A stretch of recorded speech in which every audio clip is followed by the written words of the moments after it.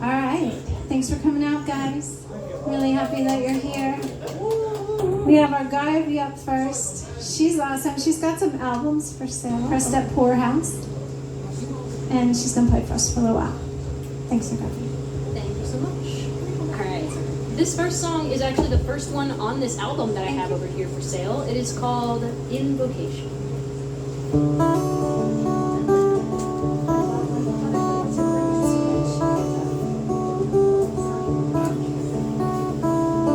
This is my invocation. I know. This is my song to news. I know you're on vacation, but baby, I've been missing you. It's been a long, long time since I've seen your face. Oh, baby, was it something I said? 'Cause I've been wandering in silence without your guidance. This is my invocation from the Helicon mountain deep. You are my inspiration. Now, babe, come on to me.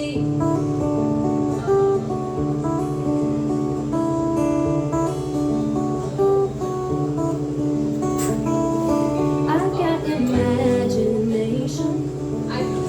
You know I got the rhythm and the blues.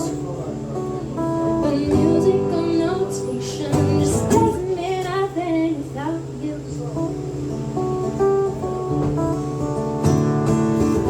Do you remember all the melodies we'd weave together barefoot by the cool blue springs? Now I've been making a mess of things every time I try to sing along. This is my invocation by the branches of the laurel tree. You are my inspiration. Now, baby, breathe into me. This is my invocation from the Helicon mountain deep. You are my inspiration. Now, baby, come on to me. Oh, baby, come on to me.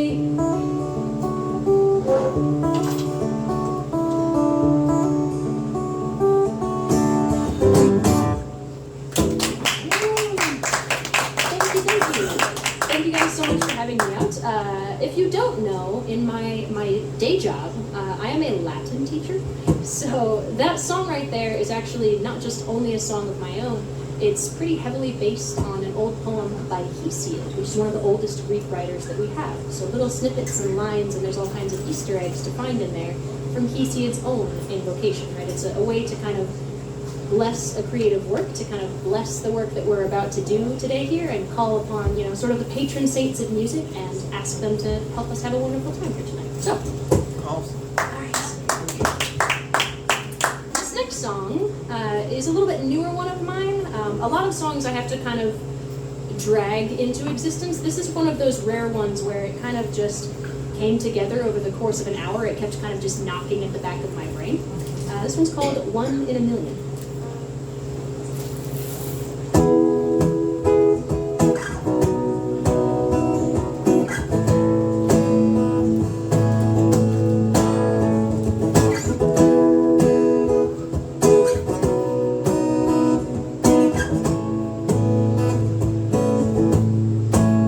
They say the city lights burn holes in the souls of the people running underneath.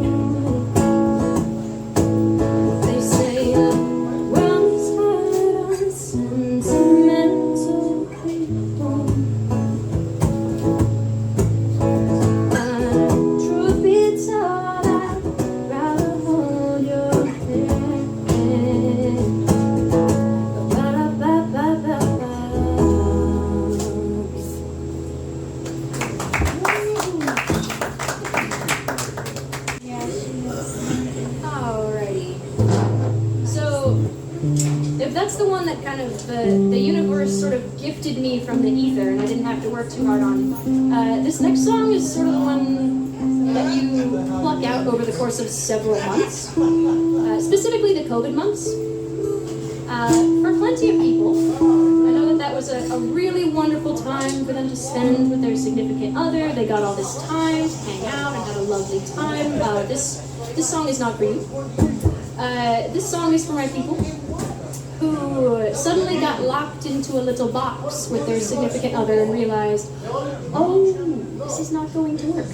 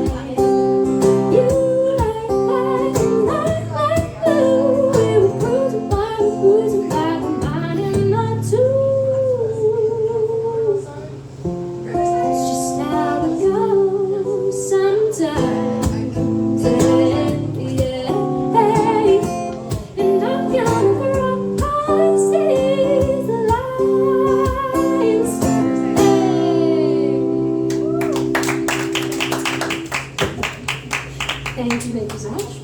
That one is called Lines. It was inspired by my mother, who told me at the time to make sure that I did not let this particular person flop one single toe over any line of boundaries that I had drawn. So call out to my mother on that one. All right. Now, most of what I like to write, I consider myself more of a lyricist than just a straight up guitarist. Most of what I like to write is very, very story-based. I like to write stories, to pick out myths, to pick out poems and mythology and that kind of thing, and to kind of trace those out in my music. So this song is called Dance of the Fairy King, and it's based on the old myth of the 12 dancing princesses, but a little bit of a twist on it. What if you sort of slowly realize you don't want the hero to save you in this story? Yeah, I can talk for your hair.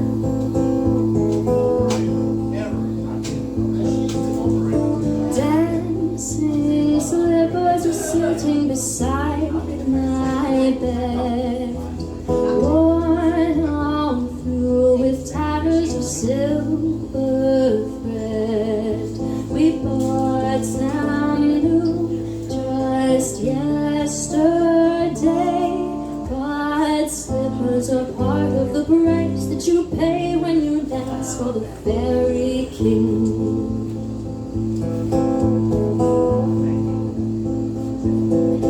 There are 12 of us under the fairy curse, sisters all and women of noble birth. I am not the eldest or the fairest of them all, nor I am the sister whose name you forgot in the tale of the fairy king. And we all go down to a city below the ground, and we dance the night away.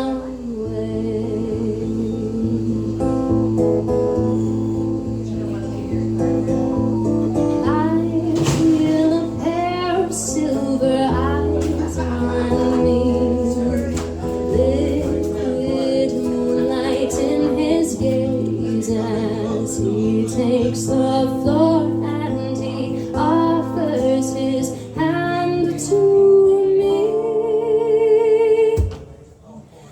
Whispers erupt in the court of the fae when you dance with their fairy king.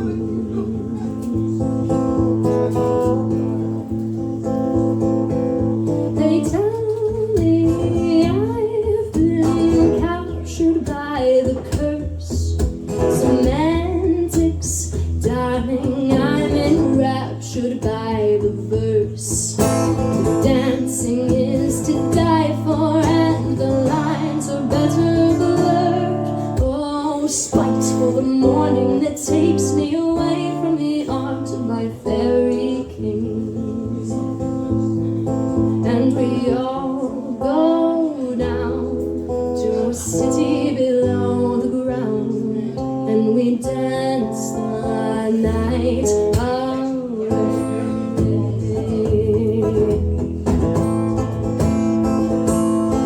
On the fateful day when the hero did arrive, he found me reveling in the pale moonlight. I know that if I follow, I shall dance here nevermore. I'll miss my dear sisters, but I choose to stay in the court of the fairy king.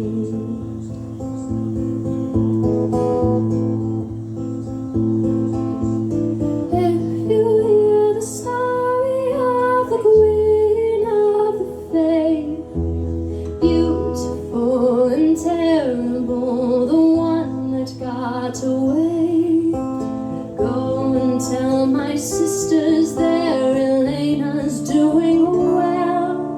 I'll see you again at the end of your days, hand in hand with the fairy king.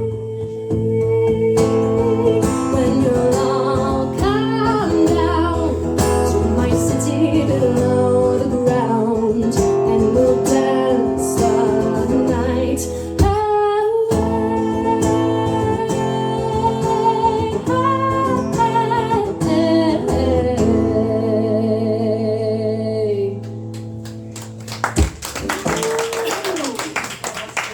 Thank you. Alright, this next one is also on my album over here, which is for sale if you would like to have one. It is called Laocoon, or I call it Laocoon. It's really called Eaten by the Snakes, but in my heart it's called Laocoon. It's about a little known character from the second book of Virgil's Aeneid, an old Latin text.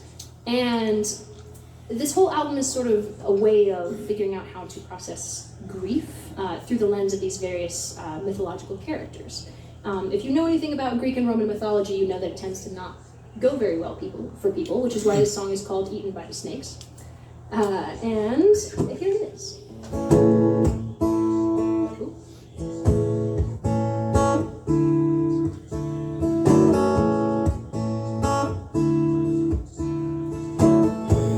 I've been a model employee of this here city-state for decades. What does that get me? And I've been making sacrifices, fighting night and day to save our city. What does that get me? When I'm standing on the shores of Troy and I'm staring down the turning point, and open this time I can make a change. Hey, hey. But I'm facing down millennia of scholarship and starting saying there's nothing I can do to change my fate. I always get eaten by the snakes. Ooh, ooh, I've got Apollo's gift of prophecy just running through my veins. What does that get me? If I read a page or two, there's nothing I can do to change the story. What good does that do me? When I'm standing on the shores of Troy and I'm staring down the turning point, and open this time I can make a change. Hey, hey. But I'm facing down millennia of scholarship and starting saying there's nothing I can do to change my fate. I always get eaten by the snakes. Tired of this never-ending epic cycle of violence. Where does it say that I have to fight the gods? So let them keep their precious narrative of death, but leave me out of it.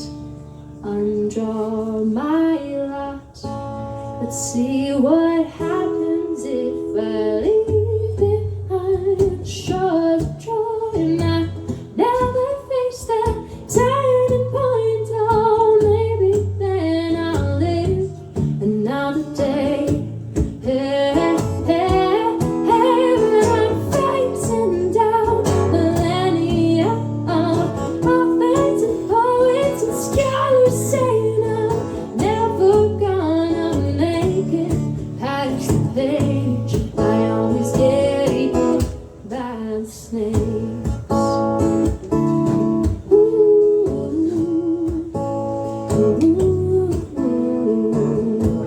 I've been walking tragedy in this here city-state for decades. Let's see where that gets me. Ooh. Good.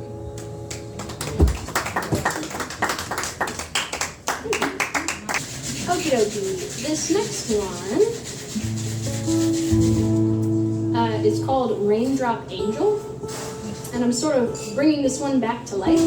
I wrote this one back in grad school because when I moved into my room in grad school, I found on my windowsill, the only thing that had been left there was a little old statue of a guardian angel. And I kind of figured it seemed like sort of the guardian spirit of the place, and so I figured I should not move it. So instead, I just wrote a song about it.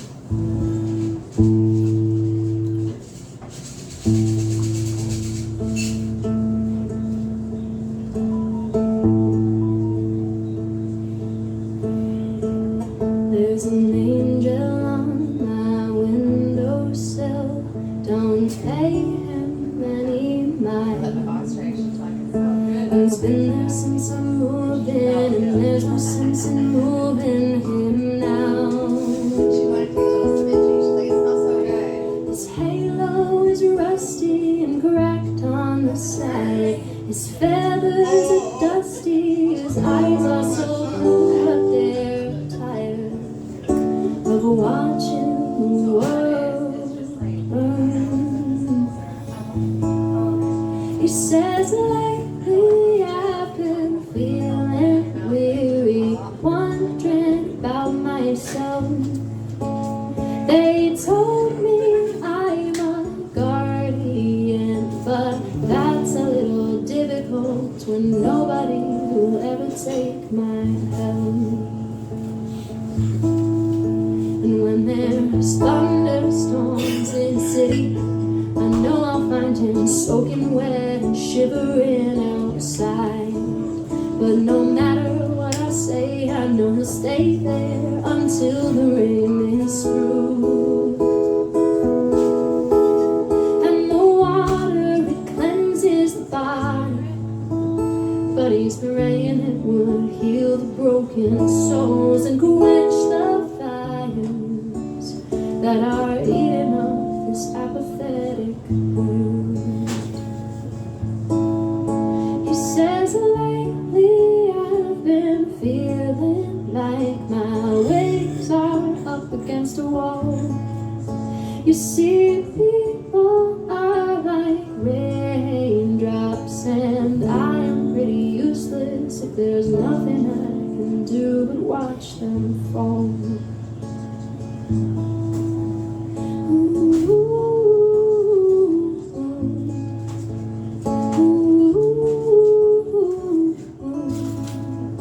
But I go numb to my feather tips before I ignore my calling. Please give me the strength to carry on, bringing light to the darkness, knocking on the doors of broken hearts, even when I'm feeling hopeless.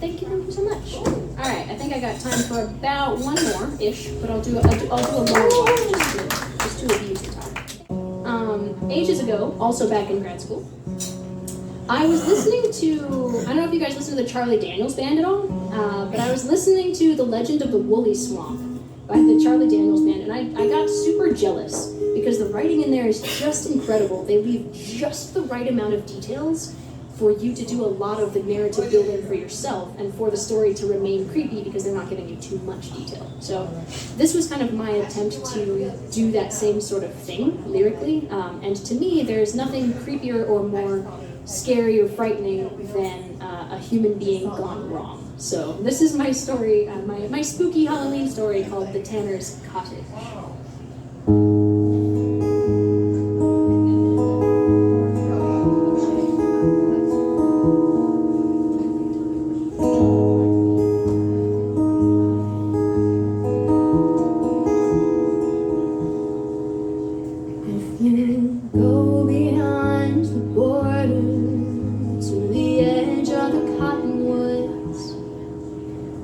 There's a stake in the ground, a broken arrow where a signpost once stood. If you follow the track through the undergrowth, then you better watch your step. They say the thorns grow thickest where there's secrets to be kept.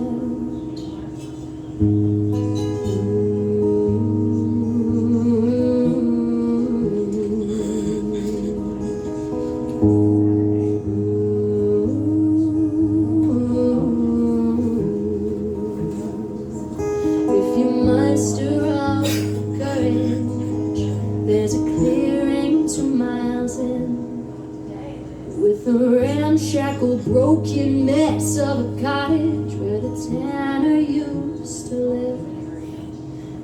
A ruin is just a ruin, and a rumor's got no teeth. But old red stains bite deep in the wood where no such stains should be.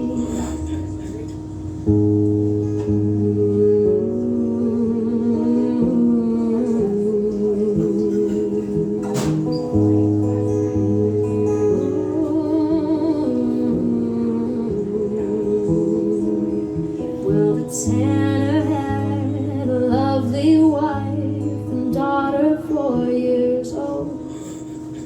But the winter came down heavy, buried 4 feet deep in snow.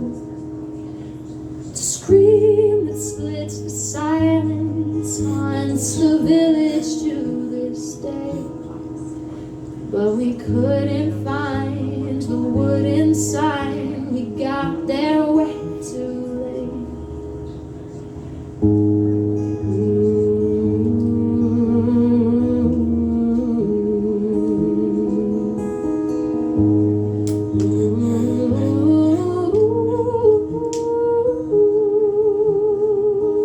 When we reached the tanner's cottage, out of time and out of breath. Oh, the door that hung from one broken hinge was singing requiem. The mutilated body of a woman lay within. But we couldn't find a tanner, couldn't find a girl, and we couldn't find the skin.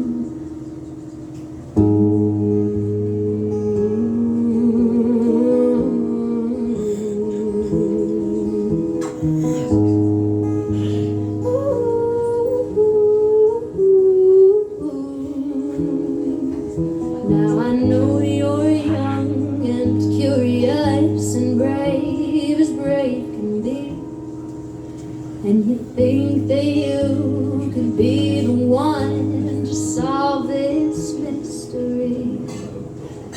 Believe me when I tell you, you won't make it out alive. I've got 16 candles burning, one for every soul who tried.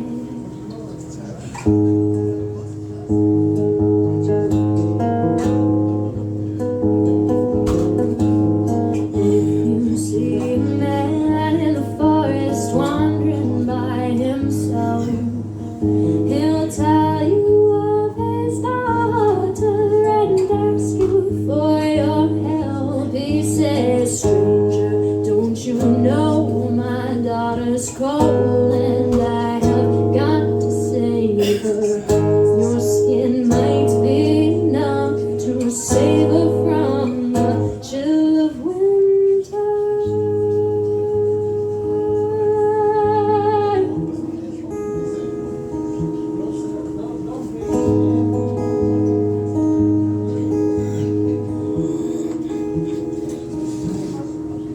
There's a shadow on the faces of the people in this town.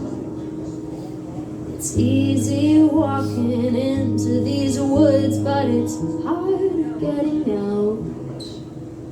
Dear, I tried to warn you, I did all that I could do. So until until we catch the tanner. I'll put a candle out for you.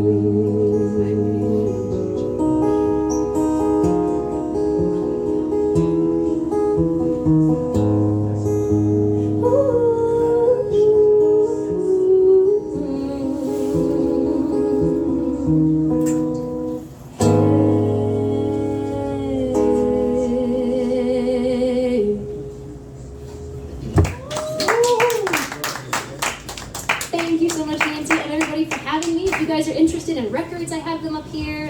Interested in following me on socials, I have those up here. Thank you so much for your time. Have a great day.